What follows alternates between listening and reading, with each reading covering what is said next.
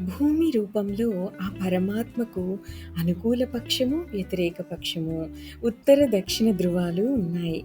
నక్షత్రాలు ఆయన నేత్రాలు, గడ్డి, చెట్లు ఆయన శిరోజాలు, నదులు ఆయన రక్త ప్రవాహాలు, సముద్రకోశ చెవులకు ఇంపుగా కూసే పక్షి పాట, అప్పుడే భూమి మీద పడ్డ పసిబిడ్డ ఏడుపు, ఇంకా సృష్టిలోని ఇతర ధ్వనులన్నీ ఆయన స్వరాలే. ఈయన సాకారుడైన దేవుడు. అన్ని హృదయాల స్పందన వెనుక ఆ పరమాత్మ యొక్క విశ్వశక్తి స్పందిస్తూ ఉన్నది.